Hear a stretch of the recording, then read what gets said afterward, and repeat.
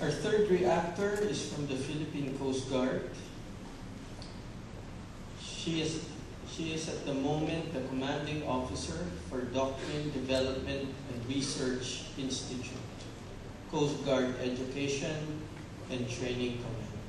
I'd like to call on Lieutenant Commander Mitzi Silva Ocampo.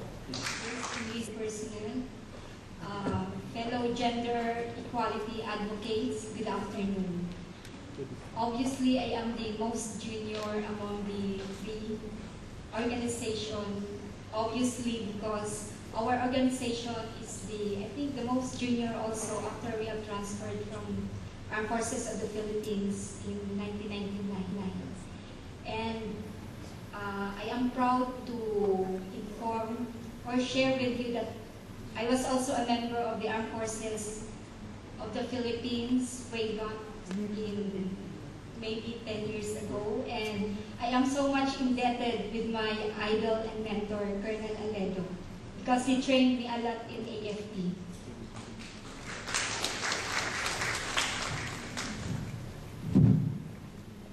Just like in any uniformed service organization, we female or women struggle a lot for equality.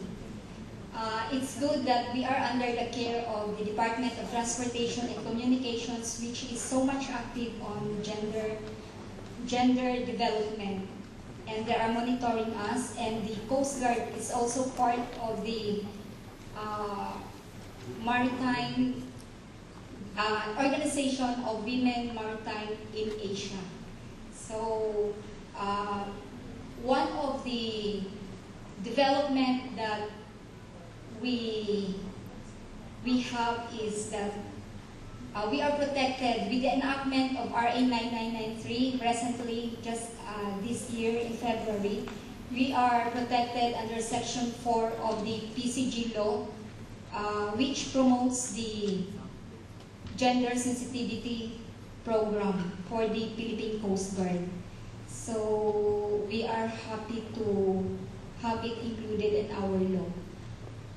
As to the topic this afternoon on UN action against sexual violence in conflict, I observed that there are only few parang part ng PCG on the action plan. And maybe I can recall some of this, maybe I have in my list. I identify action number 6, which is the conduct of training and workshop. In the Philippine Coast Guard, we are usually conducting gender sensitivity training in all our districts all over the country. And we have included in our courses, in the curriculum in our courses and training, the gender sensitivity training, so that in a way our all personnel are aware of the rights, and little by little we are also educating our senior officers to also aware on equality. So another action plan that I identified is the participation of action number 15, which is the participation of the civil society organization. We are lucky in the Coast Guard that we have our Coast Guard Auxiliary, which is very active and supportive. In fact, one of the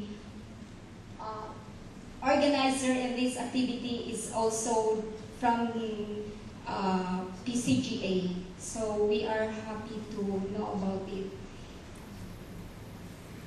Another thing in my list is the capacity development, monitoring, and reporting.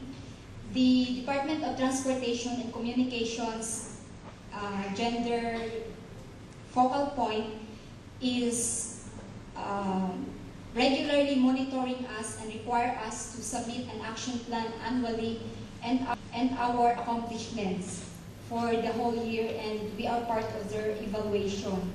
With that, we have various actions that have been done in the Coast Guard. So far, before going through the activities of the Coast Guard, One of my observation also in the action plan is that this is only my observation, not really with the Coast Guard. I hope that the committee would also consider the rights of the women workers aboard ship, because I heard a lot of sad stories of especially Filipino sea women who are, yes ma'am, who are victims of harassment aboard ship. Especially with their, sometimes yung mga captains. Kasi there are only few female seafarers that are assigned aboard ship. Parang they are tied up because of maybe economics and because of their career is at stake. So kung minsan they are helpless with that situation. Yun lang ang concern ko with this topic.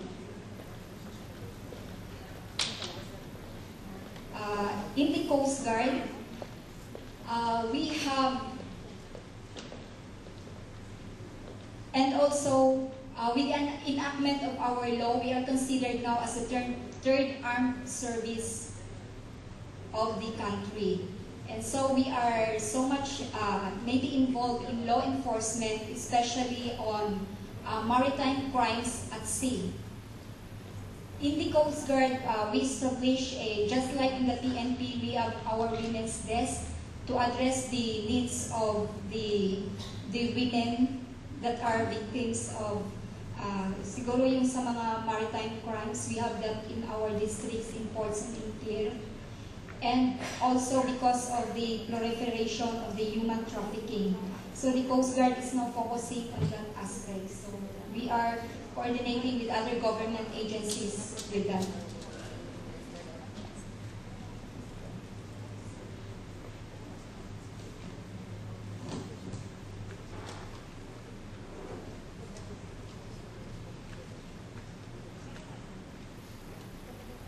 In the Coast Guard, because of the regular conduct of the gender sensitivity training, the women are very happy to have an equal opportunity now. We have equal opportunity on schooling, especially schooling abroad. Women are given a chance to go abroad for schooling. We also have equal opportunity on our assignments. The command has opened opportunity for women pilots and assignment of female aboard ship. Hopefully, in 3 years come, we have the first female commanding officer of PCG vessel.